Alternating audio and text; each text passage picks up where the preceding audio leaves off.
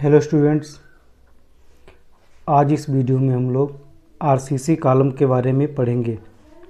सबसे पहले हमें जानना चाहिए कॉलम क्या होता है और इसका क्या यूज होता है। हम सभी लोग जानते हैं कॉलम एक इस टाइप से वर्टिकल स्ट्रक्चर होता है जो किसी बिल्डिंग में बना होता है। उसके ऊपर बीम होती है और उसके ऊपर लोड ऊपर से नीचे की ओर आता है। यानी हम लोग समझ सकते हैं ये कॉलम किसी भी स्ट्रक्चरल मेंबर का वर्टिकल मेंबर होता है और जिसके ऊपर हमेशा लोड ऊपर से ही आता है। या तो ये लोड किसी पॉइंट लोड के रूप में हो सकता है या फिर इसेंट्रिक हो सकता है। अब सेकंड चीज़ आती है, जब हम लोग कॉलम लगाते हैं तो जाहिर सी बात है वो कोई न कोई लोड ले रहा होगा। जो लोड ले रहा होगा हमें पता होना चाहिए कॉलम की स्ट्रेंथ कितनी होती है।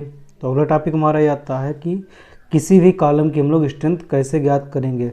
स्ट्रेंथ का नॉर्मली फार्मूला हम लोग को पता है कि जो स्ट्रेंथ लोड किसी के ऊपर आ रहा है वो कैसे ज्ञात करेंगे। स्ट्रेंथ बराबर हमारा होता है एक तो एरिया गुणे स्ट्रेस, यानी क्षेत्रफल गुणे प्रतिबल। यानी कि हमें किसी भी मेंबर की स्ट्रेंथ ज्ञात करनी है तो हमें उसका एरिया कितना है और कितना प्रतिबल वो सहन कर सकता है, स्ट्रेस सहन कर सकता है, दोनों मल्टीप्लाई कर दें तो हमें लोड मिल जाएगा, वही उस मेंबर की स्ट्रेंथ हो जाएगी। अब अगर हम बात करते हैं यहाँ पर कॉलम की, इसका क्रॉस सेक्शन बनाने की कोशिश करें आरसीसी कॉलम की, तो कुछ इस टाइप से होता है कि पहले चारों साइड कंक्रीट का बना होता है और बीच में इसमें यहाँ पर इस तरीके से स्टील की रॉड लगाई गई होती हैं। 4 हो सकती हैं, 4 से ज़्यादा भी हो सकती है। इस टाइप से इन रॉड को आपस में जोड़ा जाता है। क्लियर रहेगा। यानी कि हम लोग इतना देख रहे हैं कि जो कॉलम है कंक्रीट का उसमें जो हमारी स्ट्रेंथ आ रही है वो एक तो कंक्रीट के कारण आ रही है, कंक्रीट स्ट्रेंथ देगी, और दूसरी स्टील देगी।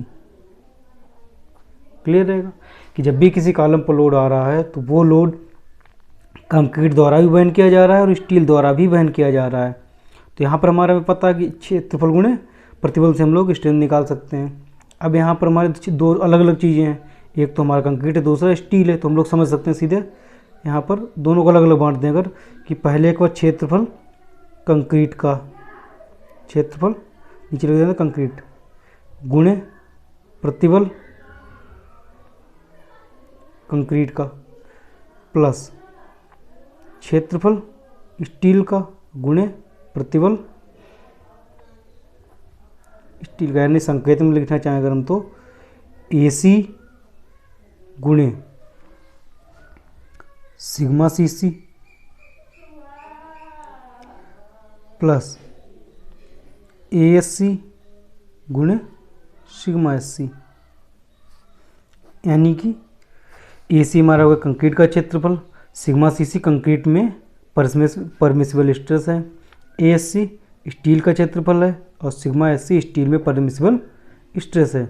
ये जो फार्मूला हमारा वो काम करेगा वर्किंग स्ट्रेस मेथड द्वारा। और नॉर्मली फार्मूला में ध्यान रखना चाहिए दोनों के लिए काम करेगा कि कंक्रीट का क्षेत्रफल गुणे कंक्रीट का प्रतिबल, स्टील का क्षेत्रफल और स्टील का प्रतिबल। नॉर्मली में यह ध्यान रखना है, चाहे लिमिट स्ट्रेस हो चाहे वर्किंग स्ट्रेस हो। अंतर केवल इतना रहेगा कि जब हमारे यहाँ पर वर्किंग स्ट्रेस होगा तो जो प्रतिबल यूज होंगे वो वर्किंग स्ट्रेस वाले यूज होंगे, जब लिमिट स्टेट होगा तो जो प्रतिबल यूज होंगे वो हमारे लिमिट स्टेट एल्सियम वाले यूज होंगे। क्लियर रहेगा। इतना क्या ध्यान में इतना रखना कि अगर किसी कॉलम की स्ट्रेंथ निकालनी है तो उसका प्रतिबल कंक्रीट का प्रतिबल और स्टील का प्रतिबल में पता होना चाहिए और दोनों चीज़ों का एरिया हमें ज्ञात होना चाहिए कि उसमें कंक्रीट का एरिया कितना है और स्टील का एरिया कितना है। अब सेकंड चीज़ यहाँ पर आती है कि हम AC और ASC की वैल्यू कैसे फाइंड करेंगे। जैसे हमारे पास इस तरीके का क्रॉस सेक्शन जो दिया गया था अभी, मान लो टोटल हमारी B दी गई है, ये टोटल चौड़ाई D है। यहाँ पर मान लो 4 छड़े उसने लगा दी हैं इस तरीके से।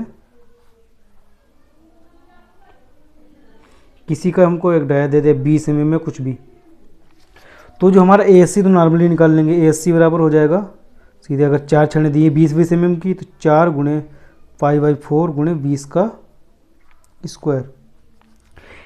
सेकेंड टर्म हमारा होगा AC, यानी केवल कंक्रीट का एरिया। तो उसे निकालने कोई हमारे पास सीधा फार्मूला नहीं है, बल्कि हम लोग पहले क्या करेंगे टोटल एरिया निकाल लेंगे। जो यहाँ से आता है वो कितना होगा B इंटू टोटल मिल लेते हैं A माइनस जो इसमें स्टील का एरिया दिया गया चारों का, इस एरिया को अगर घटा देंगे तो हमको सीधे कंक्रीट का एरिया मिल जाएगा। तो हमारा सौ देगा A minus A SC। Clear रहेगा। एक टोटल एरिया में से स्टील का एरिया घटा दें तो हमें कंक्रीट का एरिया मिल जाएगा, बराबर आ जाएगा। अगर निकालना चाहें यहाँ से तो हो जाएगा B into D total area minus ASC, यानी कि वही 4 गुणे 5/4 इंटू 20 का स्क्वायर। यानी जब भी हम कॉलम की स्ट्रेंथ याद करेंगे तो अपने फार्मूला जो हमारा था सिग्मा AC सिग्मा CC वाला है, कोई भी हो जहाँ पर हमें कंक्रीट का एरिया रखना है तो कभी क्वेश्चन में कंक्रीट का एरिया डायरेक्ट नहीं दिया होगा बल्कि स्टील का दिया होगा। तो हम लोग टोटल एरिया में से हमेशा स्टील का एरिया घटा देंगे तो हमें कंक्रीट का एरिया AC की वैल्यू हमको मिल जाएगी। क्लियर रहेगा। अब मेन टॉपिक हमारा आता है कि वर्किंग स्ट्रेंथ में तुम निकाल चुके हैं, अगर LSM में हमें निकालना होगा तो LSM में किसी भी कंक्रीट कॉलम की स्ट्रेंथ हम लोग कैसे ज्ञात करेंगे। तो वही नॉर्मली फार्मूला हमने पहले लिखते हैं, स्ट्रेंथ बराबर एरिया यानी कि AC गुणे stress in concrete plus ASC यानी कि एरिया ऑफ स्टील कंप्रेशन में इंटू स्ट्रेस इन स्टील। अब जो हमारे यहाँ पर दो टर्म दिए गए हैं, स्ट्रेस इन कंक्रीट और स्ट्रेस इन स्टील, हम सभी लोग जानते हैं कि LSM में जब भी इन दोनों को यूज करते हैं तो यहाँ पर करैक्टरिस्टिक स्ट्रेंथ ली जाती है कंक्रीट की और यहाँ पर करैक्टरिस्टिक स्ट्रेंथ ली जाती है स्टील की। इसे हम लोग दिखाते हैं FCK से और इसे दिखाते हैं FY से। FCK और FY, FCK तो कंक्रीट की करैक्टरिस्टिक स्ट्रेंथ है और FY है तो स्टील की करैक्टरिस्टिक स्ट्रेंथ है। अब लाक्षणिक सामर्थ्य है। अब इनके लिए हमें समझना चाहिए कि जो हमारे पार्शियल फैक्टर ऑफ सेफ्टी होते हैं, पार्शियल फैक्टर ऑफ सेफ्टी जो लिए जाते हैं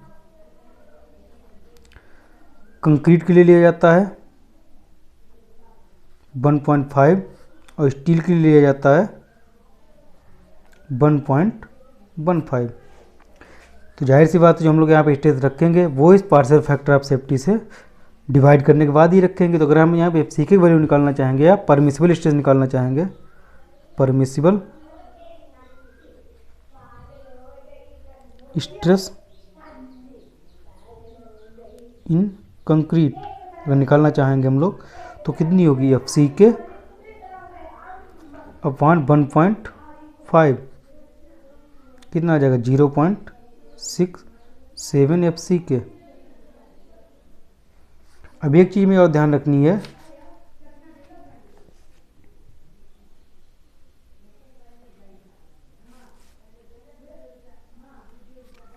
कि जो यहाँ पर 0.67 FCK आया है ये टोटल स्ट्रेंथ को एक बार पार्शियल फैक्टर ऑफ सेफ्टी से डिवाइड करने के बाद आया है। जाहिर सी बात है ये चीज़ हम लोग FCK ज्ञात करते हैं, वो लैब के अंदर ज्ञात करते हैं, वहाँ पर क्वालिटी कंट्रोल अच्छा होता है।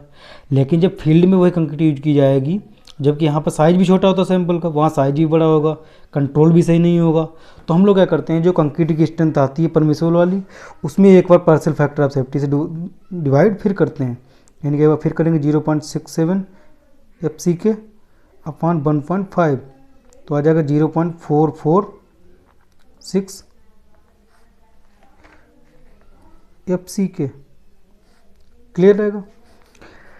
तो एक चीज़ में और पता होती है, जैसे हम लोग पहले वर्किंग स्ट्रेस में भी पढ़ चुके हैं बीम वगैरह के बारे में, कि जब भी कंप्रेशन में जो भी स्ट्रेंथ ली जाती है, कंप्रेशन में जो प्रतिबल लिए जाते हैं वो हमेशा एक्चुअल मान से थोड़े कम लिए जाते हैं। तो 0.446 आ रहा है, इसको हम लोग लगभग लेते थे 0.4 FCK। क्लियर रहेगा। ये हमारी फाइनल वैल्यू होगी स्ट्रेस इन कंक्रीट के लिए। स्ट्रेस इन कंक्रीट के लिए जो वैल्यू हमारी आएगी 0.4 FCK। कैसे आई हमें पता है, यहाँ तक आई थी, लेकिन एक्चुअली में हम लोग थोड़ा और कम करके लेंगे तो हो जाएगी 0.4 FCK। ऐसे हम लोग निकाल लेंगे परमिसिबल स्ट्रेस इन स्टील। ये हमारी यहाँ पर कर वही FY बटे 1.15 जो फैक्टर ऑफ सेफ्टी है तो हो जाएगा 0.87